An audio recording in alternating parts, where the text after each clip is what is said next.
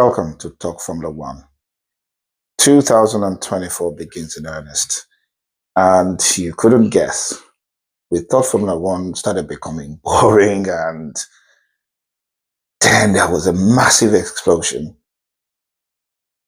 I think what shocked me the most is this explosive news in, the world of Formula One had nothing to do with, the current reigning, world champion, Max Verstappen. But it was all about Lewis Hamilton and Lewis Hamilton's shock move to Mercedes. That said, now you tell me, in case I've got this totally wrong, which Formula One driver can go through their career and not have a Ferrari drive? I've not seen one. I've not known any. And I don't think any world great would not want to drive a Ferrari.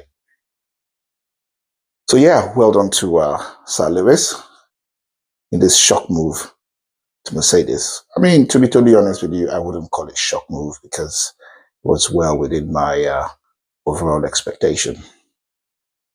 But that said, go straight into the race. Race number 1, Bahrain.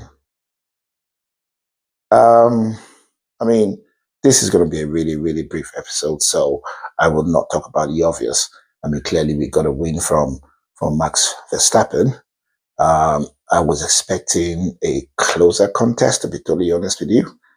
And I think the race was really, really good. We had this ping-pong approach from the Ferraris, which was good. Leclerc, I think, needs to be a little bit careful because, Ferrari, they've chosen to retain him, but then all eyes are on him, and they just have to compare him to the person that they decide to let go. So he really needs to watch this space. And then we move on very quickly to the Mercedes. Sir Lewis, unbelievable, unheard of in racing history, certainly not by me anyway, that the carbon fiber custom-made seat shaped to his body broke, cracked. Oh, Jesus Christ. Imagine driving a car, taking it to the very limit, man and machine, in one single harmony, and you've got a seat rattling behind you, twisting and turning, sending vibration, minute shockwaves to your brain. I think it would be like having this flat spot at your tires, and the vibration is sent through the car, through your brain, and it totally just destroys your vision. So I guess what I'm saying is this: credit to Sir Lewis, managing to improve on his position, regardless of this little inconvenience, if we can call it little, that is. I think Mercedes really ought to take note, because if they're not taking note, I am certainly taking note. There just seems to be very strange events that happen to either Lewis's car or something about Lewis, for as long as I can remember now. And then you've got to ask yourself, these events, are random events. What a detective would do is that he will join the dots to find out if something fishy is going on. And when you start to have a pattern, even though what appears to be a random event, a pattern kind of emerges out of it, it starts to point you in a general direction.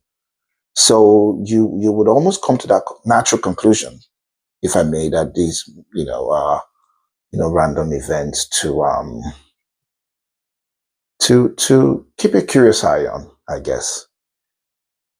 George Russell performance, frankly speaking, I wasn't necessarily impressed. What I found interesting about the overheating issue he had with his electric pack, which again could suggest that the setup for that particular system is working well outside of range, hence the overheating. And the best analogy you can look at it is this: if you drive your car constantly at 30 miles an hour, just keep your eyes on the temperature gauge. It's absolutely fine.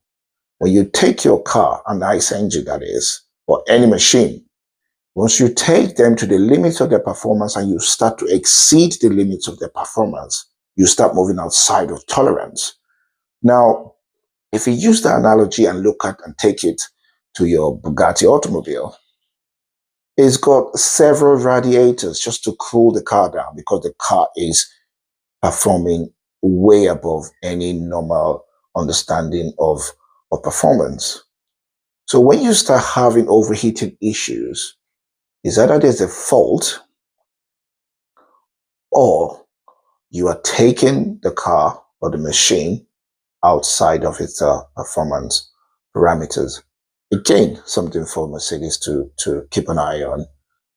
I certainly take the view that um, George Russell's car output of that engine power pack might have been turned perhaps higher than they should within tolerance, that is, or slightly above tolerance, hence the overheating problem. Enough for today. Other than that, it was a good race. I think the crowd was generally happy, but again, it gives us a flavor of 2024 and what to expect. Thank you. Stay tuned, and we'll bring you more updates.